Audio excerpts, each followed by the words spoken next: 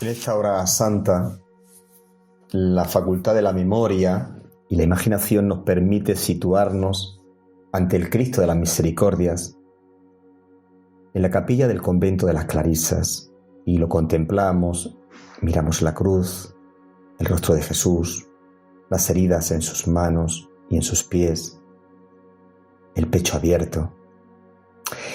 Quizá demasiado acostumbrados a los hechos y dichos de Jesús, conocedores de su vida, sus palabras, su pasión, su muerte y resurrección, hemos perdido un poco la capacidad de asombro. Debemos recuperar esa capacidad de asombro ante el amor ilimitado que Dios ha mostrado en el Señor. Se trata de experimentar, como hacen los místicos, ese océano de misericordia al que llamamos Dios, de bañarnos en él, de sentirnos afectados en lo más profundo. Se trata de pensar, sentir, vivir el hecho de que todo aconteció por nosotros, o mejor, que Jesús murió por ti y por mí. Todo comenzó con un encuentro. Jesús de Nazaret, un judío del siglo I de la Palestina ocupada por los romanos, que apareció en público durante un periodo breve, llamando a algunos a los que constituyó discípulos, e invitándolos a seguirle en un ministerio itinerante que duró unos 3 años. La salvación viene de camino, ya desde Dios, decía, o más exactamente en el lenguaje de su época, el reino de Dios está cerca. En parábolas y en bienaventuranzas, este profeta bendecido por el Espíritu ofreció un gozoso anticipo de lo que comporta la llegada del reino de Dios. Mediante parábolas y coloridos dichos, Jesús se enseñó que el amor compasivo de Dios es derrochador y que contraria todas las expectativas. La nueva que nos anuncia se concreta en la curación de las úlceras de los leprosos, de un hombre que está mentalmente desquiciado y recupera la cordura, de una hemorroísa que deja de sangrar, de un ciego que recupera la vista, de una mujer encorvada que vuelve a caminar al escuchar las palabras del Señor. Mujer, quedas libre. El encuentro con Jesús devuelve a las personas sufrientes a una vida más plena y la llena de alegría. Toda la vida de Jesús fue un despliegue de amor y de misericordia frente a la miseria humana, con todos aquellos que tenían necesidad de amor y compasión, de sostén y de ayuda, de comprensión y perdón. Tanto amó Dios al mundo que nos dio a su Hijo unigénito. Pero situémonos ante el Cristo de la misericordia y observemos el precio exigido por esa fidelidad. Mirémoslo. Abandonado, torturado, agonizando en una humillante cruz, una cruz histórica, impredecible, injusta, consecuencia de nuestros pecados. Jesús no solamente está compartiendo la suerte de los crucificados de la historia, sino que está inclinándose ante el infeliz destino de todo hombre. En Getsemaní y en el Viernes Santo se introducen en la historia de la revelación del amor misericordioso de Dios un cambio fundamental. El que pasó haciendo el bien, el que mereció la más grande de las misericordias, no la obtuvo. A Cristo, que sufre de un modo real y terrible, que se dirige en el Gólgota al Padre, aquel Padre de cuyo amor había predicado, cuya misericordia había testimoniado en sus obras, a Él no se le ahorra el sufrimiento.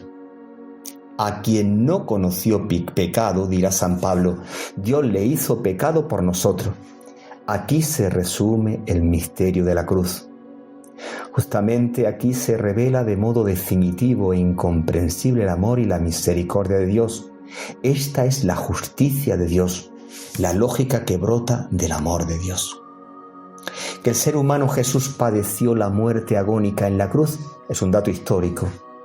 Que en este acontecimiento fue Dios quien sufrió y murió es un dato de fe. Lo que es nuevo a la vista de la cruz es la participación divina en el dolor y la muerte. Dios crucificado conoce ahora el sufrimiento por experiencia personal. La cruz revela las insondables profundidades del amor divino. La cruz de Jesús expresa toda la fuerza negativa del mal, es cierto, pero también toda la mansa omnipotencia de la misericordia de Dios. En el Calvario se burlaban de él: si eres el Hijo de Dios, baja de la cruz. Pero en verdad era lo contrario. Precisamente porque era el Hijo de Dios, Jesús estaba allí en la cruz, fiel hasta el final al designio del amor del Padre. Desde aquella cruz, Dios nos abraza. Fijémonos en la cruz del Cristo de las Misericordias. De esa cruz brota la misericordia infinita de Dios. Dios sufre por amor y a causa del amor, que es la sobreabundancia de su ser. Desde luego es necesario ser omnipotente para poder amar de ese modo. Cuando Jesús clamó: Dios mío, ¿por qué me has abandonado?, ese horrífico grito que puso fin a su vida, descendiendo al fondo del abandono de Dios, nos asegura que ya nadie tendrá que vivir, sufrir o morir abandonado de Dios, ya que la presencia divina siempre estará allí. Dios, a través de su Hijo, sufrió primero y estará para siempre cerca de nosotros en nuestros sufrimientos. Y esa es la cima de su poder, sufrir con y por nosotros. Ese es el toque del amor eterno sobre las heridas más dolorosas de la existencia terrena del hombre.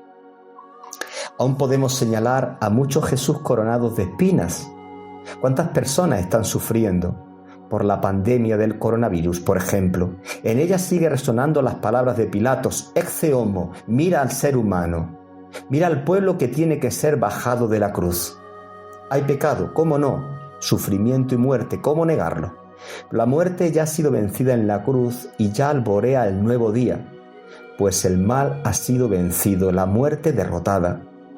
Por medio de Cristo en la cruz se nos ha devuelto la esperanza. La cruz es nuestra única y verdadera esperanza. ¿Pero qué significa esto para nosotros? Algo tan claro como que la propia lógica de Dios, o sea, la misericordia, se convierte para los discípulos de Jesús en su propio programa de vida.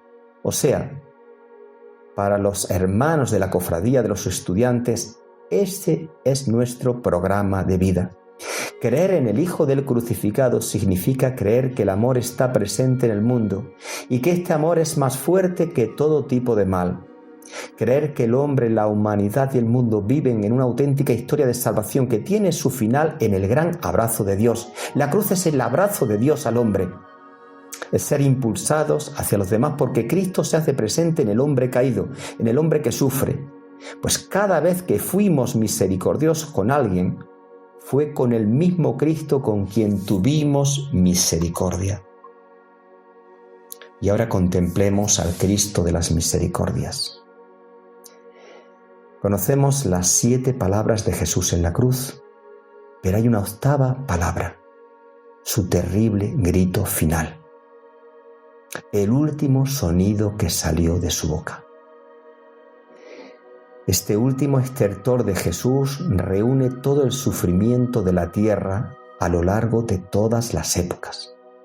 Lo envuelve y lo presenta ante el trono celestial, no con abundancia de palabras, sino en un paquete sagrado que contiene todos los pesares, los sufrimientos y sueños perdidos de toda la creación, de todos los pueblos, en todos los tiempos y en todas las condiciones. Y Jesús lleva ese paquete directamente al corazón amoroso de la Trinidad, donde allí se halla. Jesús grita y Él, llena de gracia y verdad, toma así su suplicio y todo suplicio y lo transfigura en un medio para tocar a Dios. Ahora estamos en la Cuaresma. Vamos preparando y esperando la gran semana de los cristianos para poder observar ese relámpago en el sepulcro que, anunciando la resurrección de Cristo, nos resucita a nosotros y a la tierra misma.